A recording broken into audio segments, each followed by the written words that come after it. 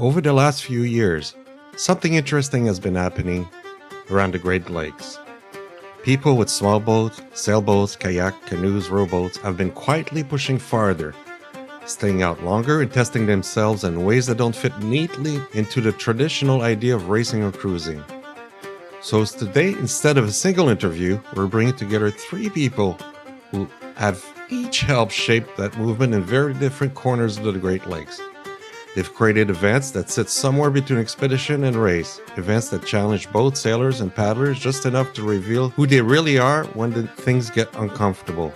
Joining me are Jeff McFeeder, representing the Great Lakes Expeditionary Club and the Rust Belt 950, Eric Mailer, founder of the Area Expedition Challenge Series, and Kelly Trafford, organizer of the Manitoulin 250. Today we're going to talk about why these events exist, what they reveal about small boats, and the people who sail them, and why adventure racing in the Great Lakes may be one of the most honest forms of nano cruising out there.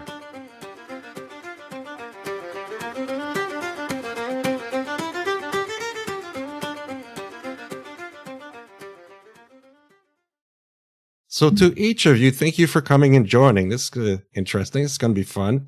I know you're building events or planning events. So when did you realize you needed this event to be built? Any of you can start, and then we'll go to the next person. Go ahead, Eric. Why don't you jump in first, because you got the big events coming up. Sure. So, I think we all, because of the internet, we all have access to see what goes on in the rest of the small boat world. We look from afar, sort of on the bench at these races like the Race to Alaska and the Everglades Challenge, and also too, not races, but also, like just small boat raid events, etc. And, in the Midwest, we have lots of people. There's lots of cities, and so there's lots of small boat enthusiasts, but we're spread out. And we just didn't have that community, those community events. The things that were farthest along were Kelly's events with the Can-Am group. Right. And so, we just live in this vacuum of, or I'll call it a small boat desert, if you will. And we have these just beautiful grounds, northern Michigan and the Erie Islands that are just dying to give the community a venue to have events like the Texas 200, have events like the Everglades Challenge. And so it was almost, I would say, like a self-fulfilling prophecy, just this vacuum of lack of activity, but also a huge distributed group of people who are interested and feeling a little jealous of our friends in, other places. And so that's why I started this race. Excellent. Thank you, Eric. What about you, Jeff? Yeah. So for me, it started less with the race and more with the boat. I spent some time in Rhode Island building boats about 15 years ago, right, and walked away from that and kind of entered the corporate world and wanted to get back into building boats, and at least just for myself. Mm-hmm. And I was looking to build something in the kind of 20-foot range camper cruiser, and I wanted an event to use it in. Right. And here, I live in Minnesota. So the long distance events that are your options, the closest one would be the Trans-Superior, goes the length of Lake Superior, and then there's the Chicago Mackinac that everyone knows. Those are big boats events. Those are big boat events. ORC rating. Basically, nothing I'm going to build is going to qualify for those events. So I started thinking about building my own event. I've known, because I've been around boats my whole life, I've known about things like Everglades Challenge, the raids in the UK, Race to Alaska. Right. And I thought, I looked primarily at the Race to Alaska, and I thought, okay, maybe we could bring something like that to our region. That's great. And yeah, it kind of snowballed from something that maybe was a 3-day race to, well, let's make it as long as possible. Nice. How about you, Kelly? Or are you? So, yeah, similar to what the other guys have said, and I think I've been following the Everglades Challenge for years. I think almost since it started.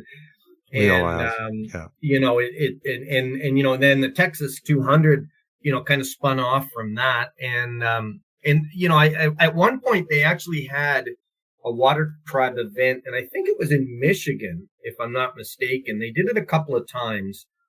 And I think just logistically, it was probably tough. I mean, they're trying to run that from Florida. And I remember asking one time, geez, do you ever think you'd come to Canada and then run an event? And, just hoping that somebody else would look after all the hard work for me. But I think it was just a bit much for them to try and manage from there, and they had their hands full. So, at that point, I sort of thought, geez, we've got such awesome cruising grounds here. Like Eric says, we've got Georgian Bay, like where we live, as you know, and there's a billion lakes, and the canal systems, et cetera, et cetera. So that's really where the Can-Am group came from, and we haven't done as much in the way of racing. We're starting to get more into kind of the expedition style events now, which is fun. We did the Manitoulin 250 last year, and then a shorter course as well, the Little Current Loop, which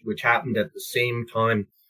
And it's just a different kind of a vibe too, I think, with that, where people want to have that whole get together thing. So there's that, that whole brotherhood kind of deal at the ramp, at the marina at the beginning, and then when you get out on the water, right?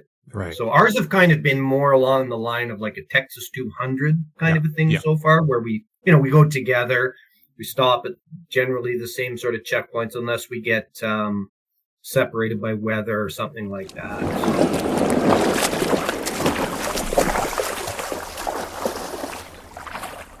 What's your expedition challenge like series, Eric? I guess let's introduce the actual event. What's your vision, and what's that going to look like?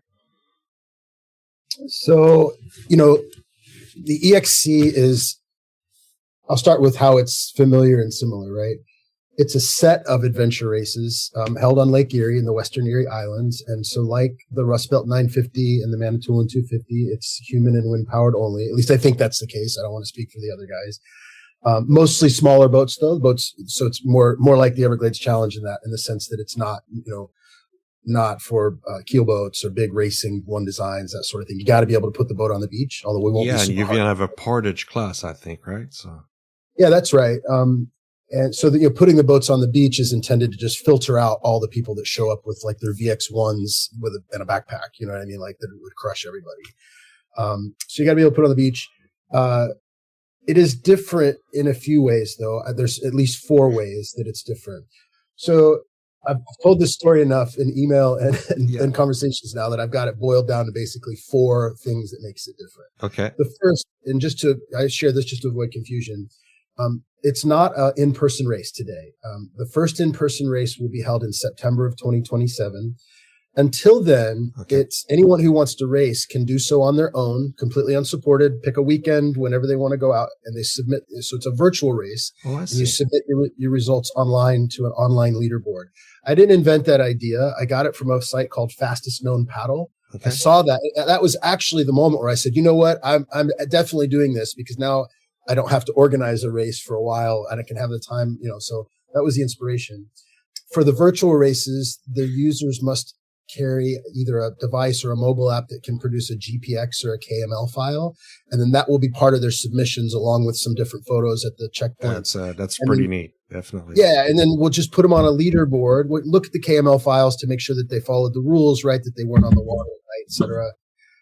And then now, and that virtual those virtual races will run forever. They'll never stop, at least as long as I'm alive, right? Or as long as people are doing this.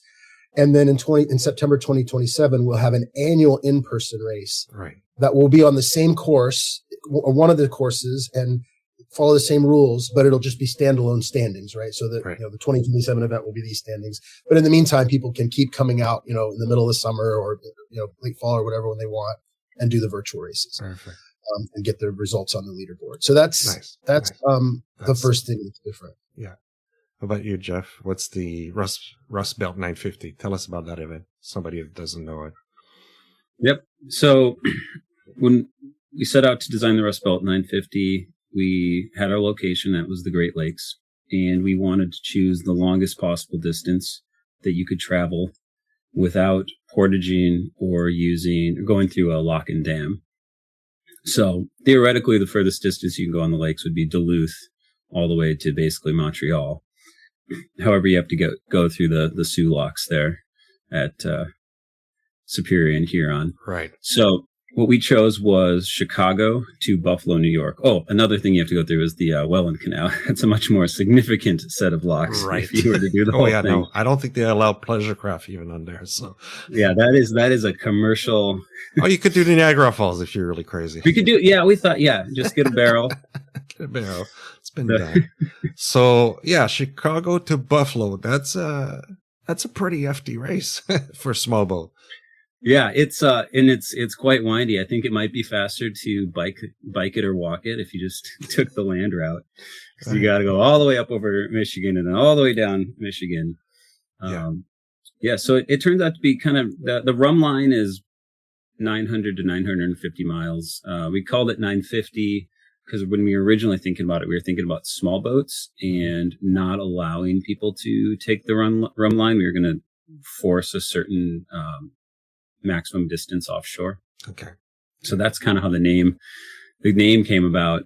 There's been some change in how we're designing the course. So maybe 950 will eventually fall off of the name and we'll call it like a rally or something. Right. Or a race without a number. Right. And that's happening in 2026, I guess, next year. 2027 is the 2027. Okay. Yep. Great. Originally, we were hoping to do it in 26, but we had trouble finding enough partners along the route to help with support, potential support. So this race, it has a few locations that are kind of choke points or natural checkpoints.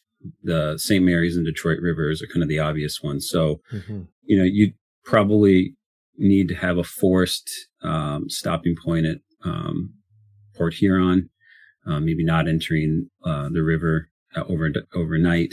Same with Detroit at the bottom of Lake St. Clair there. Right. So finding marina partners or yacht club partners that would allow transient groups to stop temporarily is quite important. Right. And since that took a little longer, we decided, okay, we'll give it another year. We really wanted it in 26 because it lit a fire under us to keep it going. Yeah. But it was just too challenging. However, we think we will run it in 26 with one boat. As a trial balloon? Yep. Yeah. Just one boat. We've toggled a little bit between which boat we want to take, which size boat, which crew. Do we want to beach camp? Do we want to go the whole way, try to go as close to nonstop as possible? Right now, the leader is an Olsen 30, which sounds big because it's 30 feet long, but you can't stand up inside. It's a small, big boat. It's pretty much the smallest boat that competes in the Chicago Mac. So it's already a little ridiculous for that size, and it becomes extra ridiculous when you go all the way to Buffalo.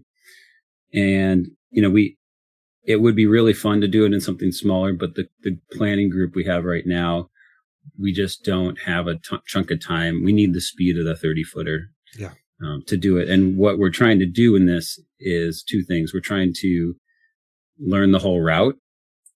There's people who have done sections, but what we really lack is Lake Erie experience. And we really lack the river sections experience. So the boat's less important this time than it is completion. So we're choosing a boat that, downwind or broad reach, this boat can go north of 10, 15 knots. It can surf.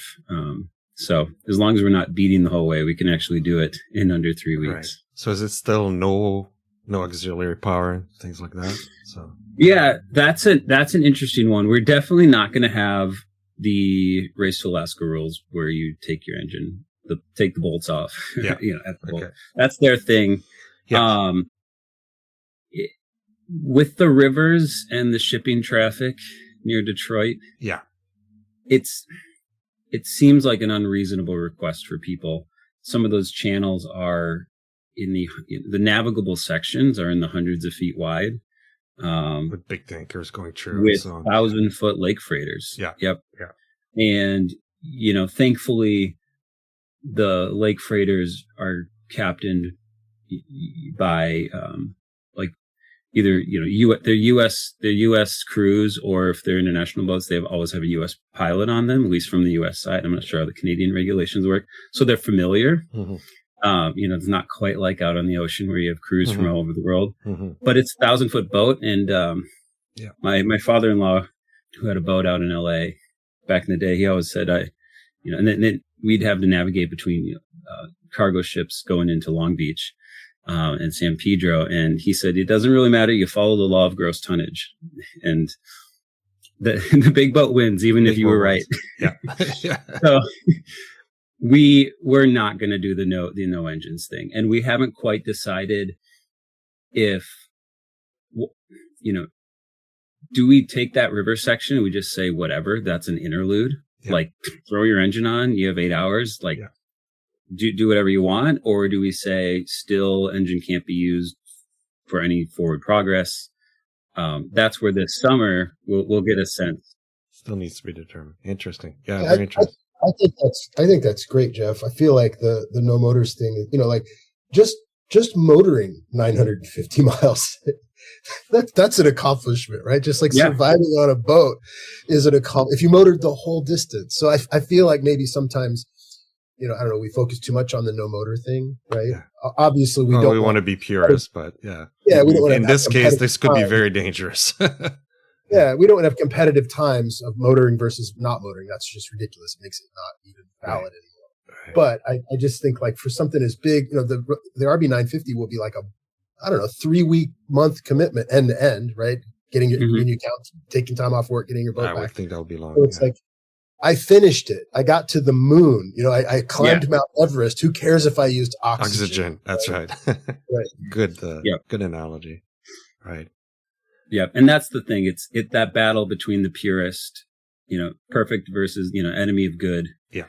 Kind of thing. That's and, great. I think we've settled more on the, it's okay. Yeah. That's good. It's okay. We just want you to come. We want you to finish. That's right. We want you to have some really good memories with your crew on the boat. Absolutely. So you had to turn on the motor. You turned on the motor. And if you didn't have to, you have that extra special memory that you didn't have to. Right. I think I'm going to regret making that statement just now, though, because all the exposition, the EXC people are going to be like, I heard you say that we should do It's recorded now. Yeah. We've even just for the record, at this timestamp, I'm saying no motors in the EXC ever. You can have them on your boat, but you'll have to ban them like you do in the Washington. And I think Kelly, it's a little different, it's more looser on the Manitoulin. If you want to tell us, about so Manitoulin, what we did for the first year was we did it with motors, and first tell us about the event for people that don't know. So Manitoulin 250 is basically we circumnavigate Manitoulin Island, which is the largest completely freshwater island in the world, and it's about 250 miles or so, depending on the exact route that you take, of course. And so the northern part of the island it's right up at the top of Georgian Bay, if you're not familiar with the area, and Lake Huron. And so there's the North Channel in between Manitoulin Island and the North Shore. And in that area, it's not quite so bad. There's places where you can hide out. There's anchorages, there's lots of islands and things. But when you get around to the South Shore, there's 200 miles of Lake Huron south of you. And there's like no islands almost on that side, and there's not a lot of places to hide. So you've got miles in between your anchorages and safe havens. So this year what we did was we just went with auxiliary motors. If you need it, use it. If you don't, then don't. Some guys used them more than others, and whatever. We just kind of said that But Jeff said, that's basically going to be up to you, and you've got the good feeling about not using your motor if that's how you're inclined. And that seemed to work pretty well for us because, again, I think one of the things in order to get people to these events, the average guy's still working every day, right? And you've got to take that into consideration. If I'm out for 3 weeks, okay, whatever, it doesn't really matter as much because I don't have a 9 to 5. But if you want to attract more participants, you've got to take that into account. And that was part of our reasoning on the 250 was to say, you could do this in a week and a half. You should be good. Tops 2 weeks, like, if things really go weird. And so the average guy can say, you know what, I can plan that. And you go for it. Right. So that's the way we did it. Now, some thinking this year is to do, I'm not sure what we're going to call it, but maybe like a performance class. And we'll do that where the guys have, we'd like to get more kayaks and sailing canoes and sailing kayaks and things like that involved, because it would be a great event for that. But obviously that would be just sail and paddle only.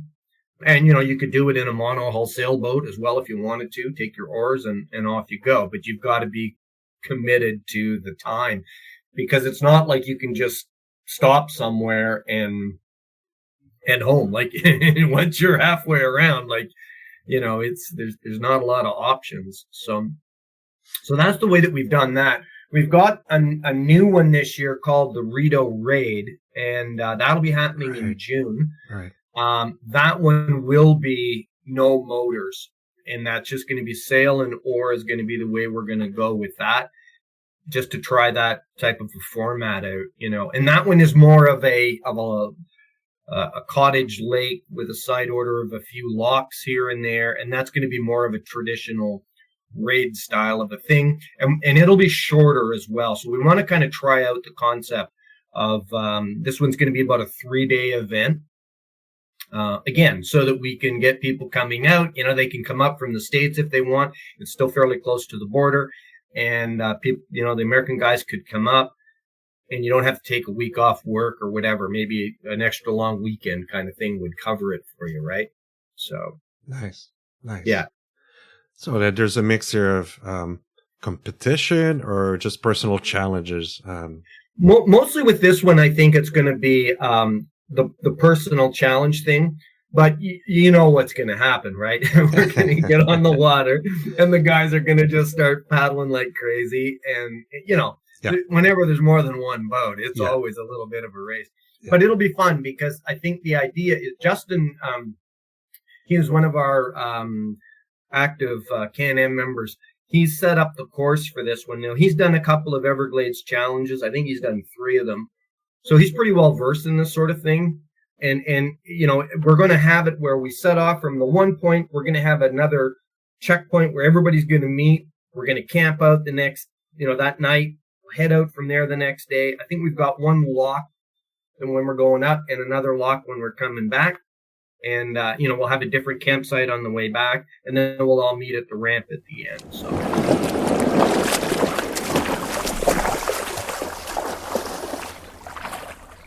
So those are all Great Lake events. Do you finding you're able to attract people from outside the Great Lakes? I mean, you get the local people, but has this attracted people outside yet? Have you had any inquiries? We're getting, we get people now from all over the place. Nice. We're getting guys coming up from obviously from the States, from Quebec. So it is filling a need, definitely. Yeah, no, for sure. Good. And I think, we were primarily just a cruising group at the beginning, which was fun. But, we wanted to mix it up a little bit and attract some different types of members. Again, whether it's kayakers, because we have such great, kayaking grounds, sailing kayaks, rowboats, all that kind of thing. And there is a good group of guys that want to feel sort of a sense of accomplishment. And it's just a different type of an event. It's not for everybody. Right. And it's not for every time, right? Right. We, want, a nice laid back cruise where you spend a week and you only go 40 miles, knock yourself out. We have those as well, right? Right. But like we had one guy that did the Little Current Loop this year, which was about 75 miles, and he did it sail and oar only, and no motor, no nothing. And man, this guy was an Iron Man. Like, holy crap. It was blowing big time. And, the waves can get pretty hefty there in the North Channel. And here comes Steve. I thought he was going to wait till the next day to launch. And I look out about a half an hour after we had anchored. He comes around the bend, just flying. Oh my God. But he did the whole thing, So again, we're just trying to appeal to more people. Great. You can't keep everybody happy all the time. So with the events, and that's the thing I think you run into is if you only have one kind of an event, it kind of, it gets boiled down to the lowest common denominator sometimes. Mm-hmm.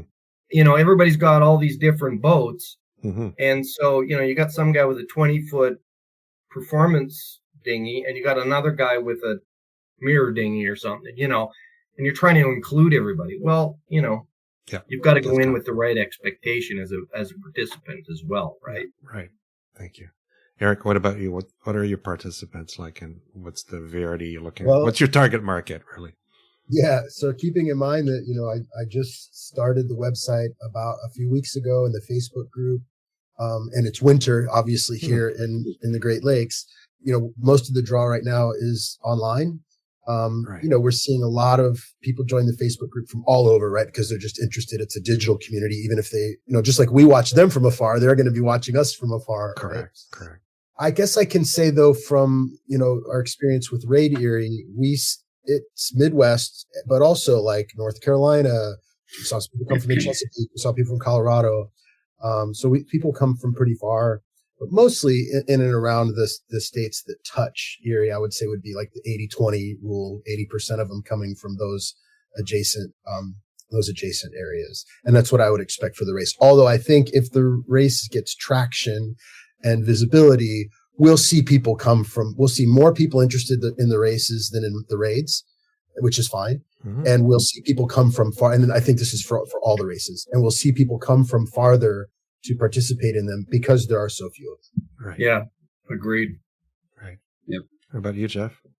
Well, I think, what's the input you've gotten so far for that? So for us, it has been entirely digital because we have not actually hosted an event. I would say majority of people are Great Lakes region up through New England. However, we were fortunate enough that the Northwest Maritimes folks posted one of our Instagram posts to a story, and we probably got 100 Instagram followers through that. And because they have a wider reach, we kind of got the whole country and even a little bit of international. But I suspect that we'll be in kind of that 80-20 type thing. Although it's the beauty of the small boats of not requiring someone have a 30+ foot keel boat is that they trailer, right? Nothing, right. I like to say nothing goes to windward like a boat on a trailer. Yeah. And because of that, attracting somebody from the southern US that's not a bad drive. California, that's kind of far, but the southern US is really not that far. New England's not far at all. And then, 80% of Canada's population is either on the Great Lakes or absolutely just east of the Great Lakes. Yeah. So I do expect a significant, 500 mile plus. Nice.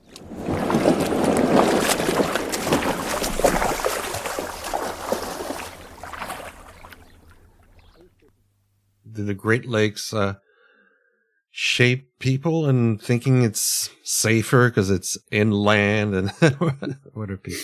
I don't think at all. Well, I think it does. They get over that in a hurry. Yeah, I know. I think there's a Ted Turner, one of the big kind of ocean racer guys, guys that do like the Fastnet and the Transpac and the Hobart. At one point he called Lake Michigan a pond. And then he did the race, he did the Mac, and he's like, I'll never say that again. I think it was Ted Turner. So I do think that if you're not from here, you definitely look down on the lakes for sure. Yeah. And I think if you're from here, you probably have maybe the pendulum swung in the other direction because we all know, the Edmund Fitzgerald. It basically comes down to the Edmund Fitzgerald. We're like, well, these lakes can sink boats, and we're an ocean too, so they're actually really dangerous. They're more dangerous. And if you've been out on them, you know that we don't have nice smooth swell. We have short periods, deep waves that are uncomfortable and dangerous. So yeah, I would say anybody who lives by the lakes, who's been on the lakes, respects them as much as they should. And people coming from the coasts I'm a bit surprised. will learn a little bit. Yeah, like here is the smallest lake, Eric, right? It's not dangerous. It's actually Erie scares us, the owners, or not It's- the owners, yeah, it scares me. The core group the most because of how shallow it is, and we don't. What is that going to do to the waves? We don't know. We haven't sailed on it, but it sounds a little scary. Erie's Yeah. got the most shipwrecks of all the lakes, I think. So for people who are listening to the podcast, we're looking at a map of all the shipwrecks that are in the Western Islands, and there's a little caption underneath it that says, "Nothing to see here, just a few hundred shipwrecks." Right. I couldn't agree more, Jeff. In fact, I think one of the dynamics of racing on all the lakes is that even when you compare it to the pretty serious races like the R2AK, that's still, up until recently, it was inside passage, right? So like intercoastal waterway type stuff. And so the benefit there is that you don't have, 40, 50 nautical miles of fetch for waves to build up, right? Yeah. And you don't have the depth that you have in some parts of Lake Erie and the other Great Lakes. And so, like you said, it's definitely one of the things that are in the guidelines. It will be a section on trying to helping people understand that you should think of this more as open ocean, blue water ocean, and not ICW, and not a lake and not a pond. In fact, I'm glad you shared that quote because I just looked it up and I'm going to include it in there. It's educational and humbling. In fact, the most out of all the water time I've done on blue water and lakes, the most sort of white knuckle I've ever been was on Lake Michigan. 12, 14 foot, big, huge rollers, boat completely but in the trough with nothing but maybe the masthead sticking out. And, I've never seen anything like that in coastal waters on the ocean at all. So it's a different animal altogether. Yeah, I've had that also out in Lake Ontario, same thing when I was racing, and the same kind of conditions. And the problem was with ours was you couldn't see the masthead because we lost it. Yeah. The mast came down and we're out there. It's like 12-foot waves, and holy crap. Yeah, we got dismasted. So yeah, it's not something you want to mess with. And, same thing like with Georgian Bay. I'm sure if, we looked up the shipwrecks there, it's crazy. Yeah, people go and learn to dive in Georgian Bay because there's so many shipwrecks to look at. Yeah. So weather must be a pretty big part then of the series, or what do you do to pay attention to that for your event? How do you take that in consideration for your participants? I think this is really like a great thing, like what Eric's got with the sort of virtual thing where people can go at their own time. Yeah, you could pick your window then. Yeah, it's such a great way because I thought about doing a Trans Erie and a Trans Ontario in a small boat, in like a dinghy, like a Wayfarer or something like that. And if you have it on a set day as an event, then all of a sudden you got 5 knots of wind. Well, that ain't going to work. So now, I can watch the weather. When the wind is right, I can zip down to the launch ramp, drop my boat in, get across the lake and hopefully all the way back in one day if the conditions are really good. If not, there's islands out there that I can stop overnight on, Pelee Island or whatever. And that's what I think that's a great concept. Yeah, and that's intentionally supposed to be part of it for the virtual races of the Erie Expedition Challenge, is picking your day, right? So somebody goes out and has a decent day, they picked some decent weather, they got lucky, and they turn in a decent time. That same person can go out on a better day and set a PR, a new PR for themselves, just on the same exact course with the same exact skills, just because they had a better day. One of the active members in this community is a guy named Jonathan Redfern, and this guy, I hate him and I love him. I hate him because he lives in Marblehead, 15 feet from the lake, just directly south of Kelly's Island. So he'll be able to go out on every single weekend if he wants, and set a new PR. And he's got a whole garage full of boats, so he can do it in this boat, he can do it in that boat. He can be like, oh, it's going to be perfect tomorrow. I'm going to go set the world record for one of the EXC courses. So the weather selection is a big part of it, Right. For the EXC format. Right. The other thing that's cool with that is that, you could get a local group of a couple of guys and say, hey, guys, the weather's looking good this weekend. Get 4 or 5 guys together. So it doesn't have to be a massive, big, hey, we need 50 boats here. Get 4 of your buddies, drop the boats in, and off you go. And you got a little mini race that's just as fun as driving all the way to Florida, right? 4 guys in a kayak with some Falcon sails and, just having a great time together. I agree completely. And I really hope, I can't wait to see those types of little pods form and going out organically whenever they want to. Nice. Yeah. What about you? By the way, I did not mean to say Falcon Sales. I probably shouldn't say that. Maybe they could sponsor us. Who knows? How about you, Jeffrey? Yeah, that's a pretty long course and with a lot of weather up and down. What's as an organizer, how do you look at that? Well, if you look at the absolute distance, it's longer than a Fastnet, longer than a Sydney Hobart, obviously shorter than a Transpac. But what distinguishes it from kind of a safety and weather standpoint is those are nonstop races where you disqualify yourself if you stop. And in the case of the Transpac, there really is no option to stop. The Great Lakes, because it's such a populated area, has natural harbors basically every 25 to 50 miles, populated ones with marinas, with support. So if you want to duck in, you can duck in. And there's no penalty to the race. The only penalty is you're not making forward progress. So that aspect of it, we like it. You can go the distance of a really long race with the relative safety of knowing if it's just going to be an incredibly stormy day, you just wait it out. If you're in a boat that, can't take it. Another thing on the flip side is the no wind. By having it be a human powered race as well, there are going to be days the human powered racers are going to be dominating. We're really hoping to have ocean going rowing boats, the style of boat that goes in like the transatlantic world's toughest row type boats. I've never seen one of those on the Great Lakes, but they can go nonstop because they're crewed and they have a sleeping area and a head and all that.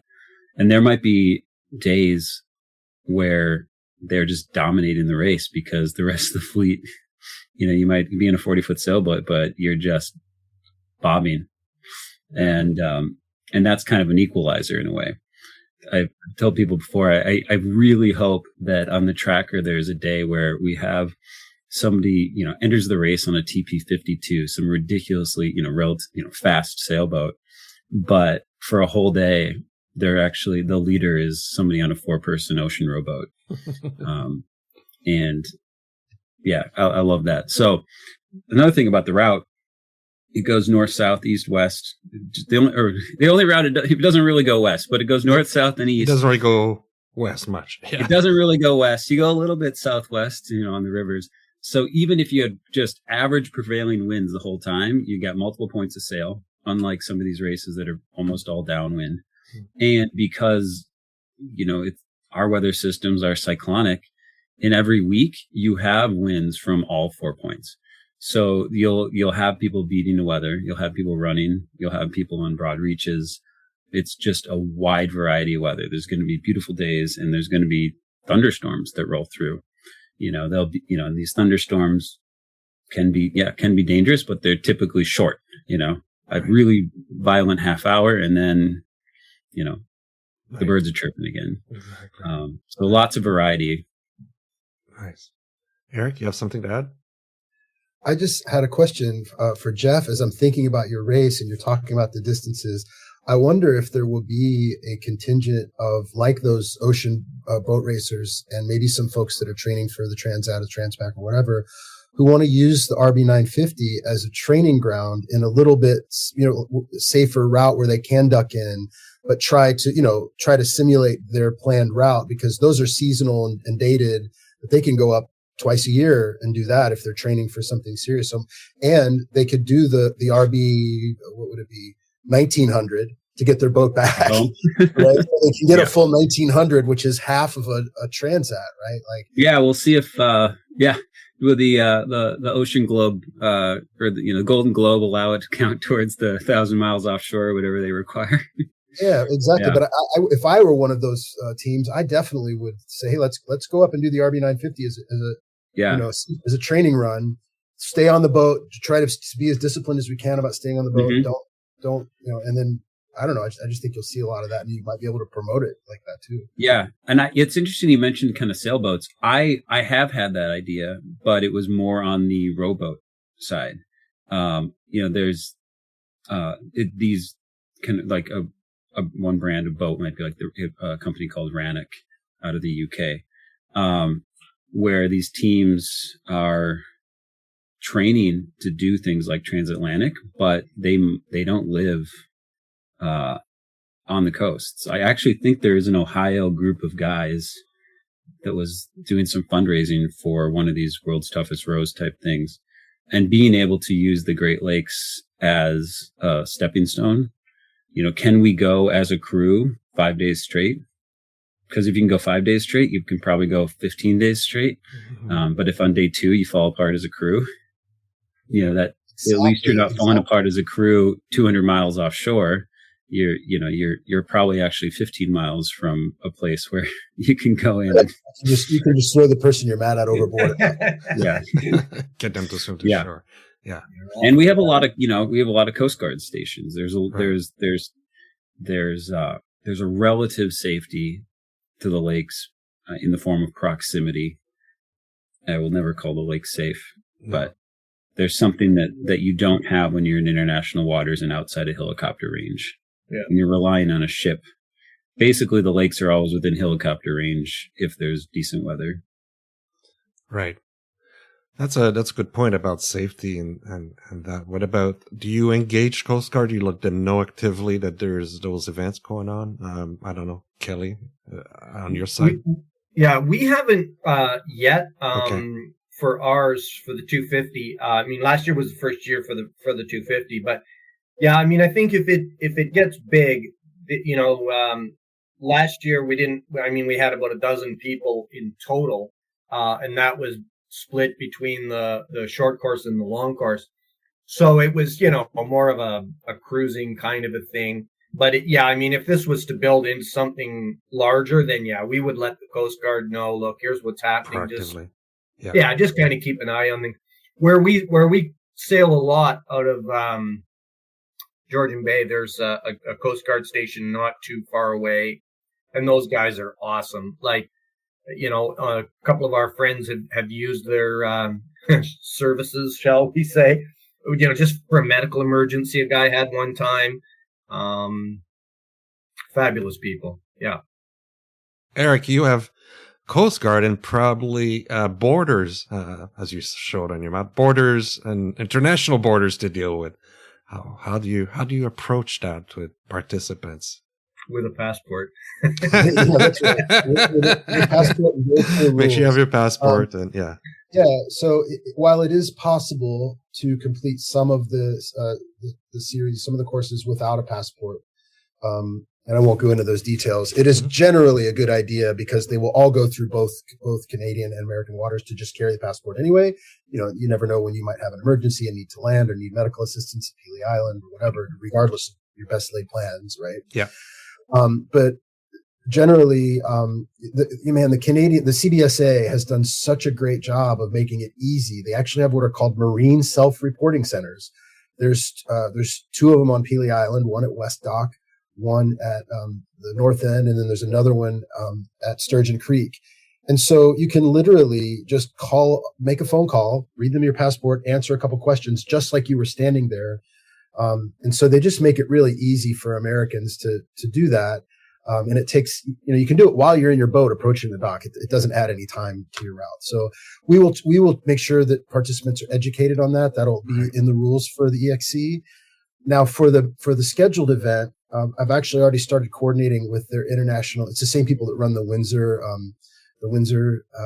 marathon because it goes over the bridge, I guess. Right.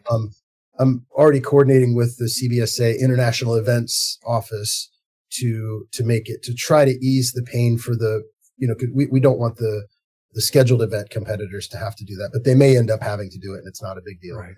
But yeah, there were some additional challenges there, but the short version is don't get on the water in the West Erie Islands without a passport, because that's the best way to guarantee that you're going to need it. Exactly. Jeff, you're probably mostly in the U.S. water, but you're definitely a section where you may have to recourse to the Canadian side too. Who knows? Yeah. We're definitely hugging the U.S. shore. It's Lake Erie is the one lake where going into Canada gives you a distance advantage. Canadian waters, that is. However, I believe from a keelboat standpoint, the deepest channels tend to be going south there. It gets pretty darn shallow on the Canadian side. But yeah, passports would, requirement for passport, because if you have to make landfall due to an emergency, right? It's good to be legal. There was a group in Michigan and they do one of these springtime float things where everybody, they put on a rubber duck and rubber rings and all the, like inflated inner tubes and stuff. Yes. And they float down this river. I think it's on July 4th, actually, they do that. And they all ended up floating right across the river onto the Canadian side. And they'd all been having a few pops, I think, on the way. Yeah. They all showed up on the Canadian shores, half cut in their shorts, and they had to sort it all out, get them back across the border again. But spend the night in jail wet. Exactly. Yeah. What a great conversation! A lot of great details here. We'll continue this conversation in the next episode. In the meantime, all the links to these events, information about them, will be in the episode. Thank you for listening to the Nano Cruising Podcast. If you'd like to stay connected, you can join our email list. That's where I'll send out new episode updates. We also have the Lively Nano Cruising Facebook group full of friendly dinghy cruisers and trailer sailors from all over. I'm asked how to support us. Simply spread the word, give us a review. It's always good. And if you want to go further, there's the Patreon, there's the swags, the t-shirts. So all of this is really appreciated, but totally optional. Until next time, get out there, explore, and as always, seize your own adventure.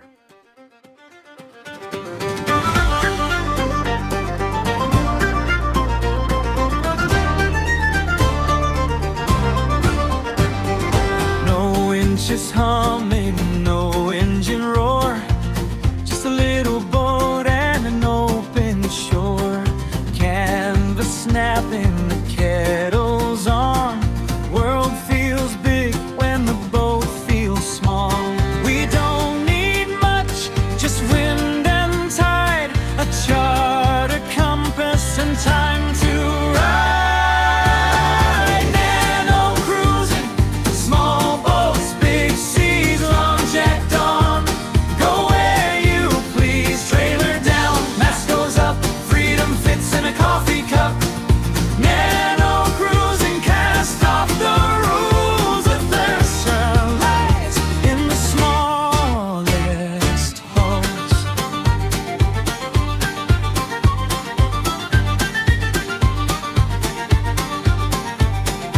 Beach for a harbor, stars for a roof, salt on the deck and stories for proof. From quiet creeks to a weathered bay, if it floats, we're on our way. No marina lights, no golden gate, just the pull of wind and the call to wait.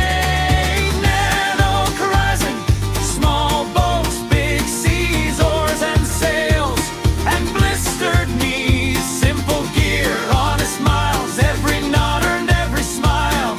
Nano horizon, no place to hide, just you, the boat, and the turning tide. Keel or dagger, lug or gaff, plans go wrong and we laugh. If you can tow it, if you can row, there's a long